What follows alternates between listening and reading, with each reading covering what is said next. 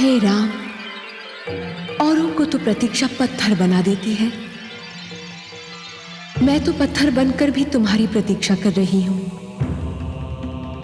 औरों के नेत्र तो किसी की राह तकते तकते पथरा जाते हैं, परंतु मैं तो न जाने कब से तुम्हारी प्रतीक्षा कर रही हूं।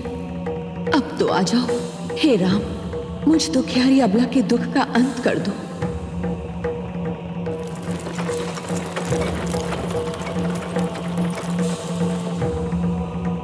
धन्य है वायु का ये झोंका जो मुझ तक तुम्हारे कमल चरणों की धूल की सुगंध लाया है। तुम आ रहे हो, तुम अवश्य आ रहे हो। मुझ दुखियारी के दिन फिरने वाले हैं। तुम मेरे कल्याण के लिए मेरे समीप आ रहे हो। हे राम, हे राम। रथ रोको सारथी।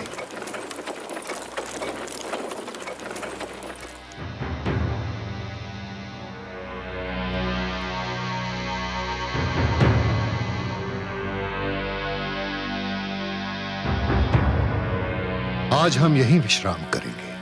गुरुदेव, इस उजड़े आश्रम में क्या यह स्थान विश्राम के लिए उचित रहेगा?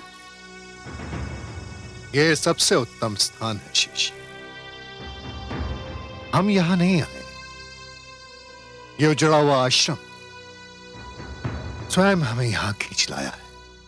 हे राम, हे राम, हे राम, हे राम, हे राम, हे राम,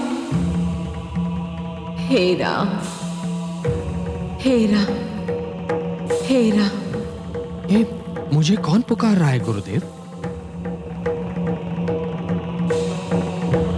तुम्हें यह पुकार रही है शिष्य।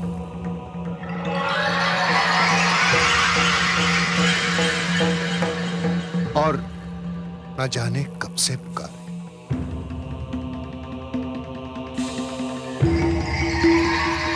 किंतु ये तो पाषाण की प्रतिमा है गुरुदेव। हाँ है।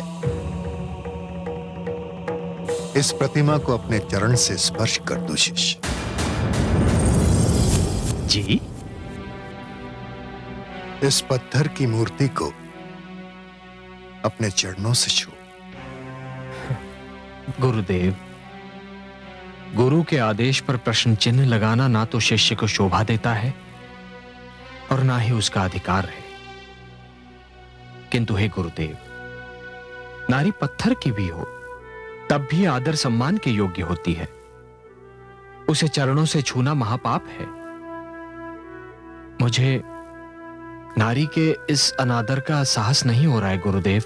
नारी के प्रति तुम्हारी पवित्र भावना जानकर मैं गदगद हो गया शिष्य। मुझे ऐसे शिष्य पर गर्व है। मैं स्वयं किसी को नारी का अनादर करने की अनुमति नहीं दे सकता, परंतु ये एक विचित्र विडंबना है कि इस नारी का कल्याण इसी में निहित है। इसे अपने पैरों से छूकर तुम इसका अनादर नहीं, इसका उद्धार करोगे पुत्र। कौन है ये देवी?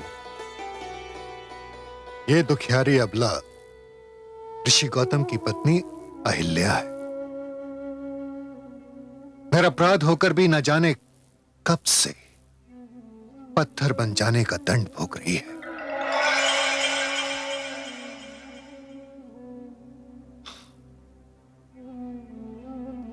बहुत दुखद है इसकी कथा।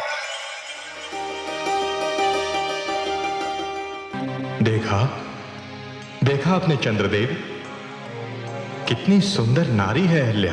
किंतु देवराज, आप चाहते क्या हैं? मैं उसे पाना चाहता हूं। तो क्या उसे पा लेना आपके वश में है? हां, यदि तुम मेरी सहायता करो तो। मैं क्या कर सकता हूं? तुम्हें कल अपने क्षेत्र से हटने के निर्धारित समय से पहले कुछ समय के लिए आकाश से लुप्त होना होगा।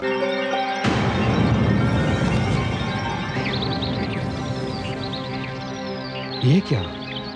भोर हो गई और आज मेरी आंख नहीं खुल पाई। मुझे भी आश्चर्य है स्वामी, आज रात इतनी शीघ्र कैसे ढल गई। मैं अभी आती हूँ।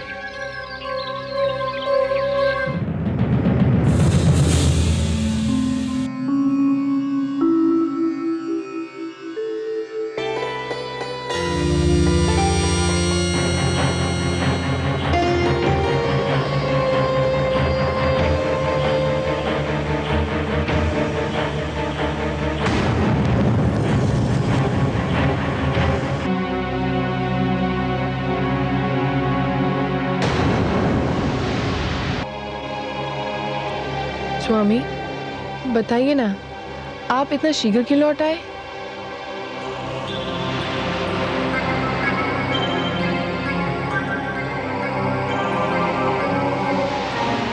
सूर्यदेव के दर्शन को जाते जाते मुझे आपके मुख चंद्र का ध्यान आ गया। मैं विचलित हो उठा। स्वामी, ये आज आपको क्या हो गया है? ये आप कैसी बातें कर रहे हैं? आपने तो अपनी सारी इंद्रियों को अपने वश में कर लिया है। मेरा संयम टूट गया है देवी। आपके स्मरण ने मुझे सब कुछ भुला दिया। आपकी सुंदरता, आपके यौवन ने मुझे सब कुछ भुला दिया। मुझे और व्याकुल ना कीजिए। अपने अधरों की मदिरा से मेरी प्यास बुझा दीजिए।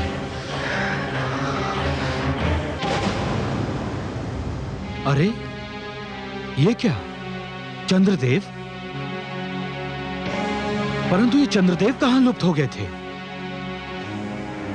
अभी तो सूर्योदय में विलंब है। मुझे आश्रम लौट जाना चाहिए।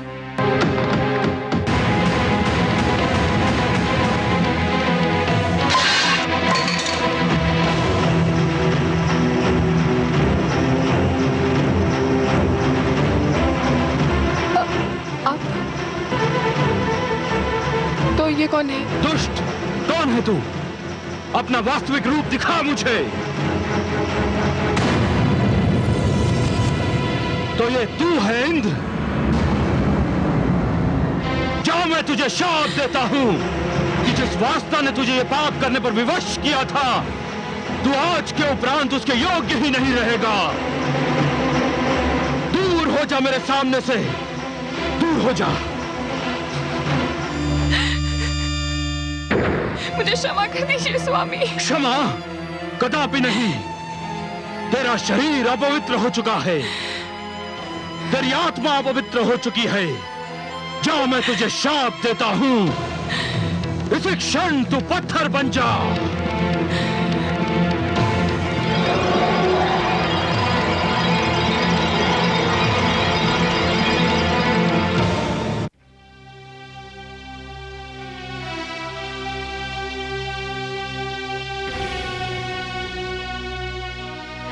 अब जब तक तुम इसे अपने चरणों से स्पर्श नहीं करोगे, ये यूं ही पाषाण की मूर्ति बनी रहेगी। इसके कल्याण के लिए तुम्हें मेरे आदेश का पालन करना होगा शिष्य। जो आज्ञा।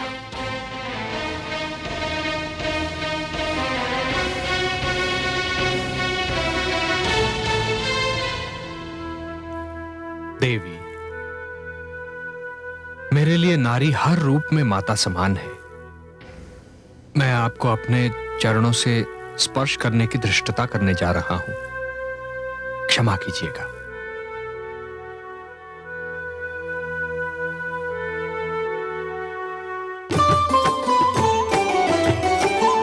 अचरज भयो जगत में भारी, शाप मुक्त भई अबला नारी। पावन चरण राम को लागा, ऋषि पत्नी पाहन तन त्यागा। ऋषि पत्नी पाहन तन त्यागा।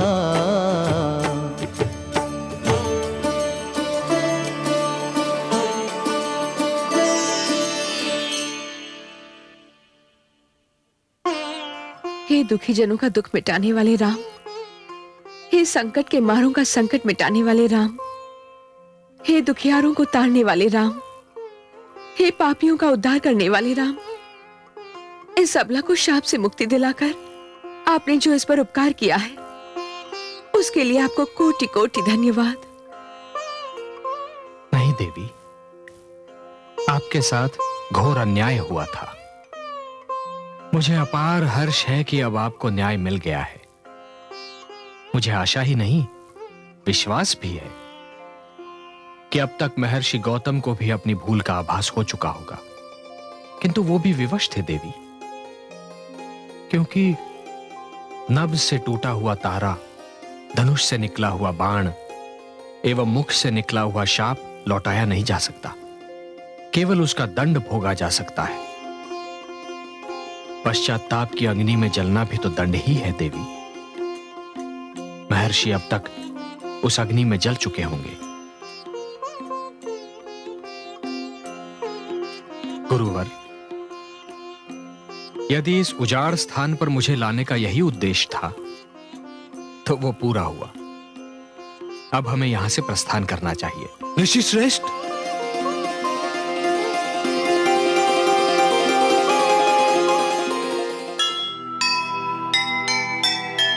मुनि गौतम आए वहाँ, सुखद मिला परिणाम। शाप मुक्त पत्नी मिले और मिले श्री राम। कहने को तो हो गया ये विधि का संयोग, तप के बल का था मगर ये अनुचित उपयोग, ये अनुचित उपयोग।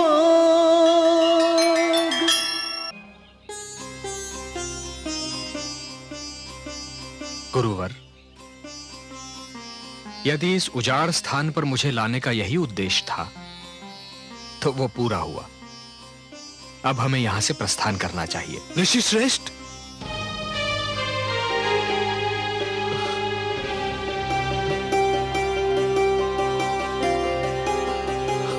महर्षि,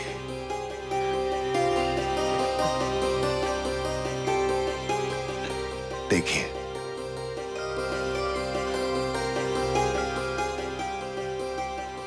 प्रणाम गुरुदेव। आयुष्मान भव।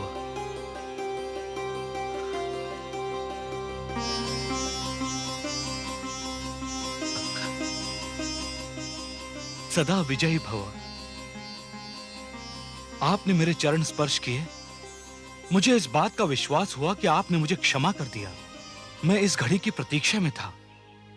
और मैं उस घड़ी की प्रतीक्षा में हूं महर्षि, जब आप उनसे क्षमा याचना करेंगे जो निरपराध होकर भी आपके कठोर शाप का दंड भोग रही थीं।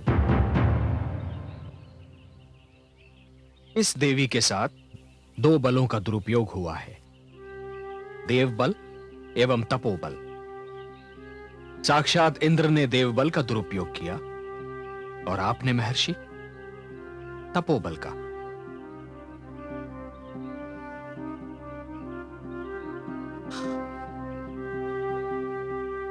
देवी, मेरे शाप ने आपको पत्थर बना दिया, परंतु विश्वास कीजिए, इस शाप ने केवल आपको नहीं, स्वयं मुझे भी दंडित कर दिया था।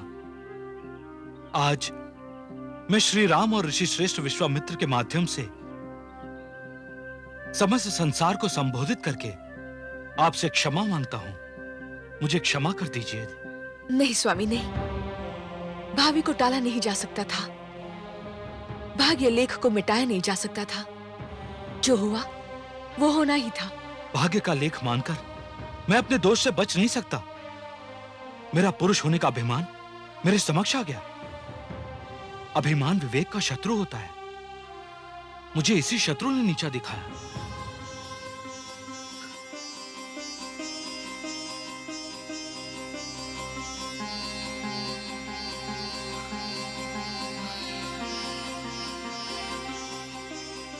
ऋषिवर, संध्या वंदन कर ले, फिर हम भोजन करेंगे। आप सबको कुछ दिन हमारे आश्रम में ही रहना होगा, यही मेरी विनती है। हम जनकपुर जा रहे हैं महर्षि, और हमें वहां शीघ्र पहुंचना है। ऋषिवर,